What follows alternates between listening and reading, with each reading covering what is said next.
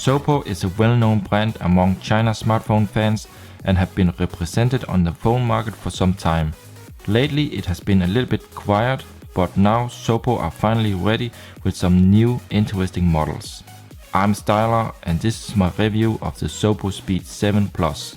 So the ZOPO Speed 7 Plus, which is also known as the CP952, is a 5.5-inch smartphone with Full HD, 3GB RAM and 16GB ROM, support for 4G LTE with band 20, and the 64-bit MTK6753 SoC clocked at 1.3 GHz. For a complete list of all the specifications, please have a look below in the video description. So first of all, let's have a look on the box. We see Speed 7 Plus. We see some of the specifications. You have the ZOPO logo, very nice. And here on the side, ZOPO always fresh. And all the specifications are also listed on the back side. And notice that it says 1.5 GHz, but in fact it's 1.3 GHz. We see it's a 3000 mAh battery. It has GPS with support for GLONASS, it's dual SIM, Full HD, 3GB RAM. Of course it has support for 2G, 3G and 4G, and this is also with band 20. We have the website from zopomobile.com. So that's it for the box. And with the phone you get first of all some papers. Let's have a look, a welcome guide and a quick guide. Let's just have a quick look inside this one here.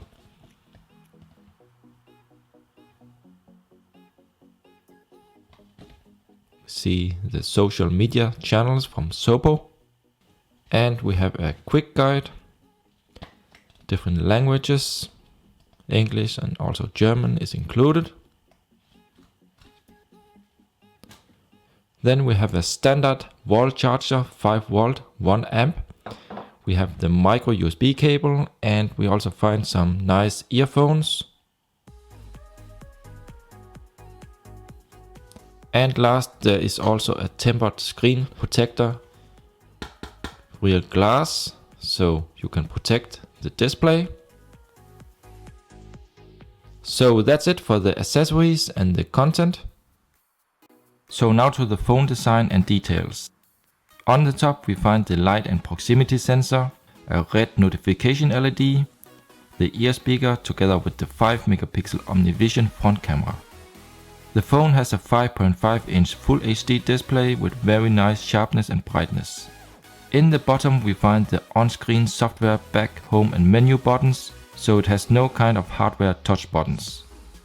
On the back side, which is removable and made of plastic, we have a brushed surface and a 30 megapixel OmniVision rear camera together with a single LED flash, which is pretty strong. Inside the phone we find a real 3000 mAh battery. We see it says it's designed in Europe and it has a CE logo. And last we have the rear speaker, which provides good sound, but in my opinion the volume could be a little bit higher. In the bottom of the phone we find the micro USB port and the microphone. On the right side we find the volume rocker together with the power button, and these are made of plastic but feels very solid. In the top we just find the 3.5mm headphone jack. And last, on the left side we find nothing, just the frame, which is made of plastic. So now let's open up the back side. And let's have a closer look at the trays. So it supports 1 micro SD card and 2 micro SIM cards. You see these here. We have a 3000 mAh battery. And last we see the rear speaker.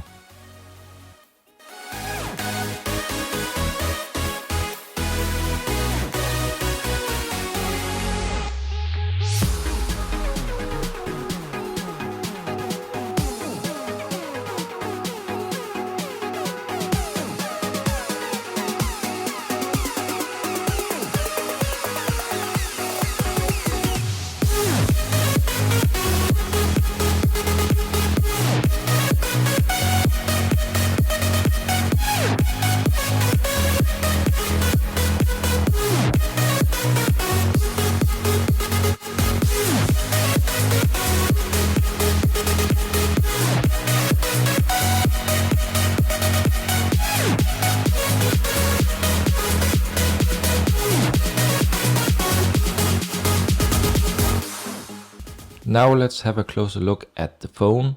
So the phone supports double tap to wake. Let me just demonstrate it here.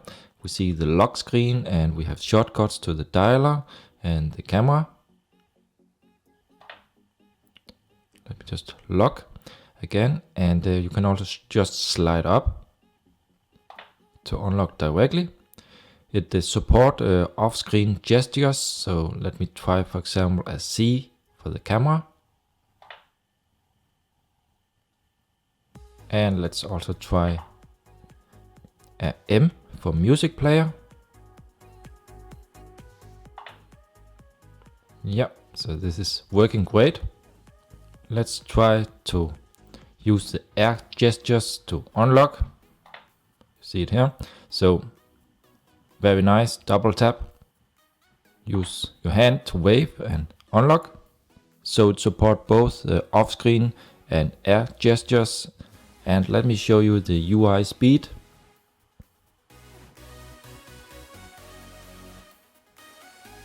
As you notice, it's very snappy, no lag at all. Let's see in the app drawer.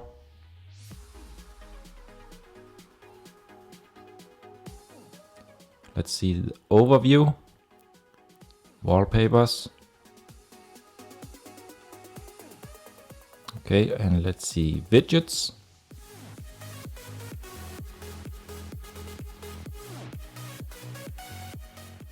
And this is just a shortcut to the phone settings. And as told in the beginning, we only have on-screen buttons. So you see back, home and menu. Or this is the overview, multitasking overview. We have no kind of hardware buttons and we just see the ZOPO logo. You also notice that there is a pretty huge black bar around the display. And unfortunately, this is pretty normal. This is just here the air gestures activated for the launcher. And of course it would have been nice if they just removed the black bar, but it seems that most China phones always have this black bar around the display. At least it is in the same size, so the thickness in the bottom and in the top and the sides are all the same thickness.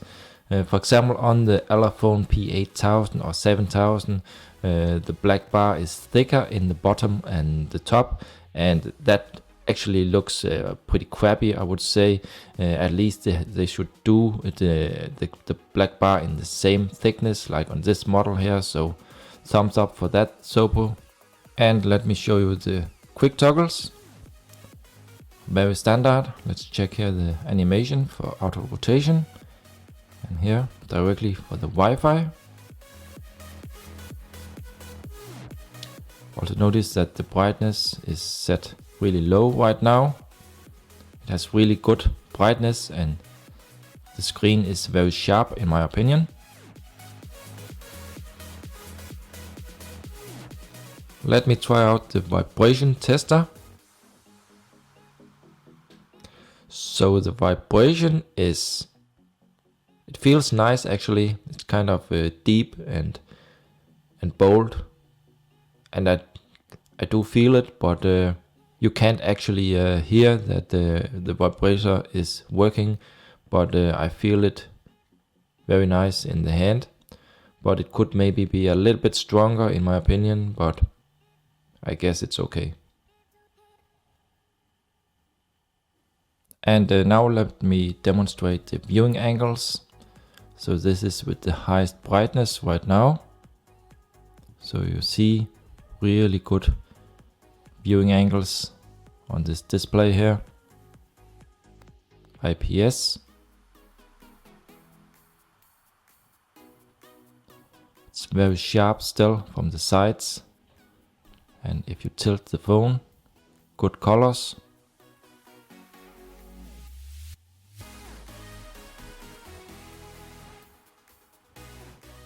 And let's try out the LED flash. Let me activate the flashlight. So you see the flash is pretty strong. It's not that weak at all. but it could be stronger, of course. We only have a single LED flash on the rear side, but for a single LED it does the job okay. And now some few words regarding connectivity. We see that the Wi-Fi is pretty good, very high signal, and the network, I'm using dual SIM right now, 2 cards that support 3G. Of course the phone also supports 4G, but right now you can see that the signals are all in top. Very good connectivity, signal and network is just super, so no kind of problems at all. And now let's have a look inside the camera app. So the camera app is very stock, and it looks like on many other MediaTek phones. But we also have the picture-in-picture feature. We have multi-angle and panorama. We have here gestures for the front camera, so you just have to do a V when the front camera is activated. Let's have a look inside the settings. Very stock settings, nothing fancy. We see the picture size, 13.2 megapixels.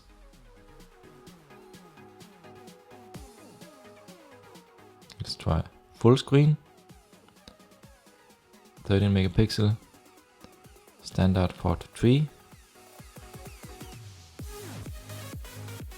We have the video settings. We also have support for filters.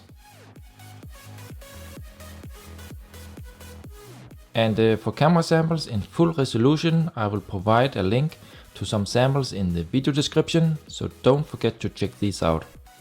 And let me also show you the autofocus. Let me just try.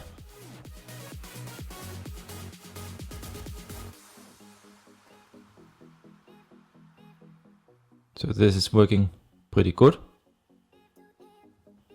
And now let's try a test call.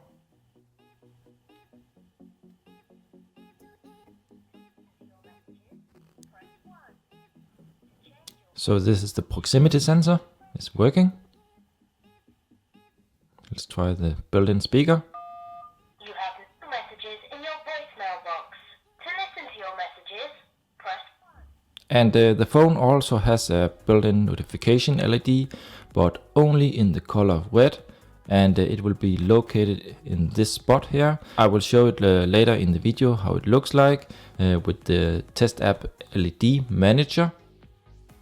And regarding sound through the 3.5mm headphone jack, if you're listening to music with earphones, the sound quality is very good, and the volume is, I would call, average, not bad at all, so there's no problems with that. So let me now also show you the settings. Let's go through some of the most important settings, and let me just turn the brightness a little more down so we can see. So we have here support for hot nod. We have dual SIM cards. Let's see. So you can set up here for data SIM 1 or 2. We have more. We have home. You can set up which launcher you want to use. We have display, support for mirror vision. We have the storage. So the storage is in one partition, it's not split into two. We also have support for SD card and OTG, USB on the go. We have battery, so inside battery you can set standby intelligent power saving to on.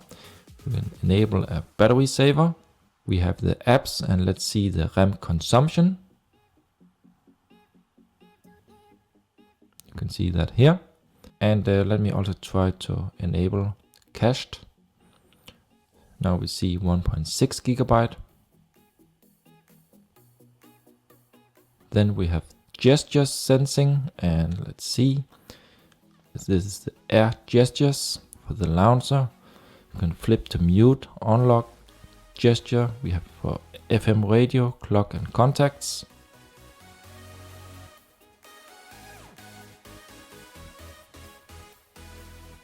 We have smart wake. double tap to wake, draw up to unlock directly, and draw C to camera, E for browser, and so on, M for music. And we find security, accounts, language, and backup. Let's see inside language. Multi-language, support all kind of languages. And more stock settings. Developer options. About phone. Let's see the build number. Android version 5.1 Lollipop. We have the model number. Support OTA Wireless update.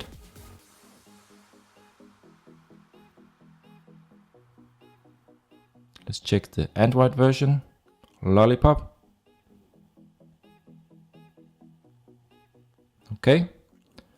So that was the settings. And now I'm going to turn up for the background music and just show you some results from different test apps. And in the end, I will also show you a 3D game, a racing game.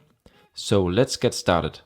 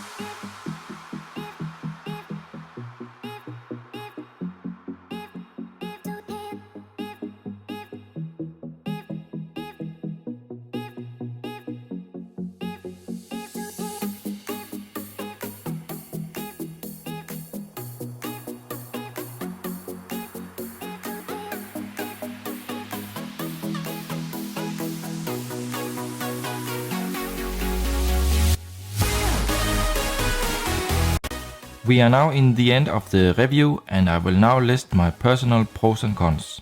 So first to the pros. First of all, it has very good build quality and the phone is very solid. But just remember that things like the backside, frame, etc. are just made of plastic. The display, which is full HD, is good, but I would not say high-end, but it does look equal to other China smartphones in the same league or price class. The performance and things like Wi-Fi, GPS and network all works fine and is what I would call average. It is positive to see that it has a notification LED, even though it's only in red color. And the battery seems to have a real capacity of 3000 mAh, so that's also a nice plus. Sound quality is okay, but the rear speaker could be a little bit louder. And finally, especially for my country, it is nice to see that it supports LTE band 20.